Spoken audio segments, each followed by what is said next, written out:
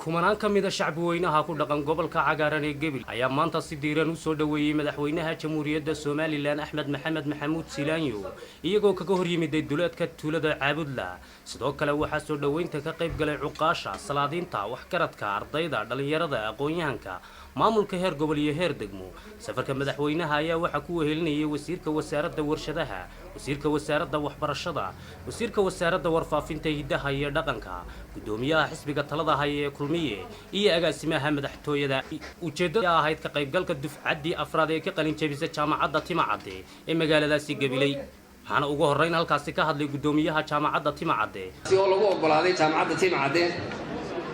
markaan arkay diiwaangeliyaha ama registerka jaamacadda gradeski ardayda ee hadda ay soo gudbiyay ana aan ku qancay markaan arkay diinka jaamacadda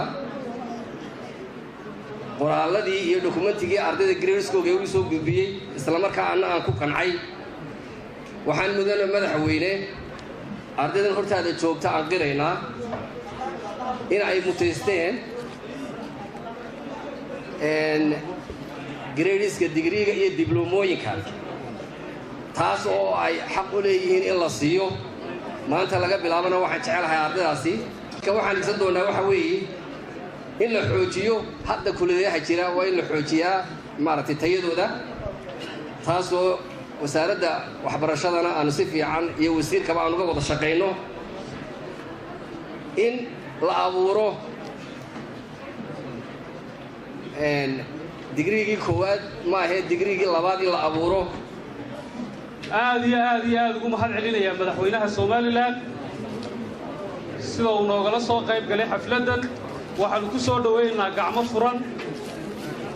maamuus iyo milka sare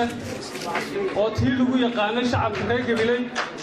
madaxweyne waxa ku soo dhaweynaya dadweynihii reer Gabiley ee aad isla haydeen waxay ku leeyihiin gacmo furan ku soo dhawow waxaan aad u hambalyeynaa ardayda maanta halka ka qalin jabinaysa waxaan idin leenahay hambalyo waxaanu abaalmarin uga dhigi doonaa dawladda hoose haddaan nahay jaamacaddan ardayga u sarreeya inaanu sanadkan qaadano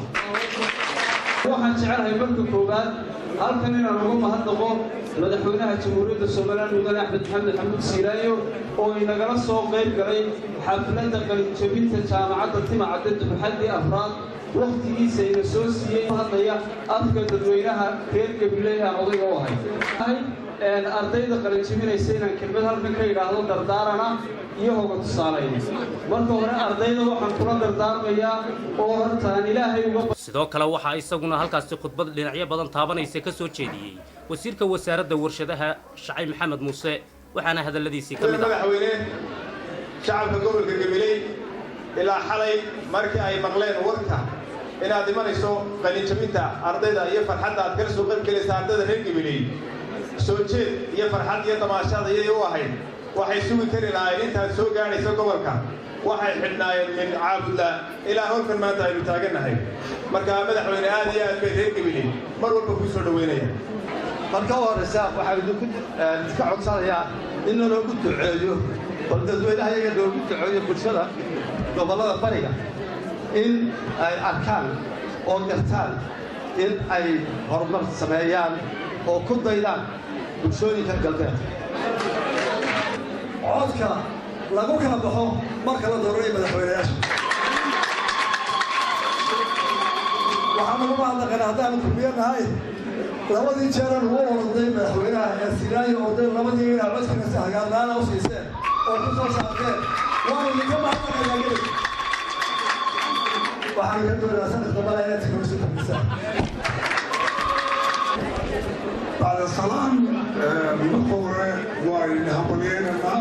المنبع أتانا عيبانا وحبرشنا وانتدر وحبرشنا سوتين أدي ملهوين اللي هاي يا أدي اسم اللي هاي يا أدي مسلم اللي هاي حبليو أيام اللي جامعة الفرادة هي دفعتي أفراد واسمه تفتاع الخيبون sida marka ka cadeeyay gudoomiyaha jaamacadda afarta qaybood oo ah PIT, ICT, Agriculture iyo Nursing.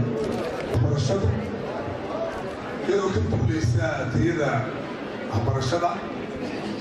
xagga hoosena dugsiyada in laga sii xoojiyo xagga sarena laga soo waabiyo waxaanu soo jeedinay in jaamacadaha sanadka hore ee ay ardaydu soo gashay farashka leeyahay laga dhigo foundation year بدنا وحلقة سقط بدنا عيا بدن تابن سكتشي مدحونا قرن كجمهورية الصوماليلان مدن أحمد محمد محمود سيرانيو وحنا هذا الذي سي كمدها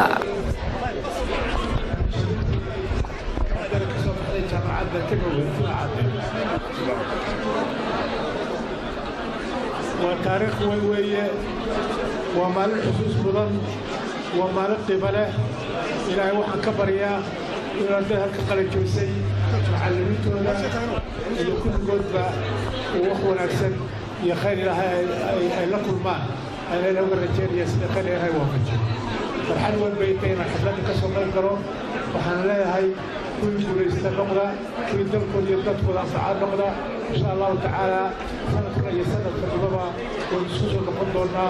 هل كان هربس الثلاثة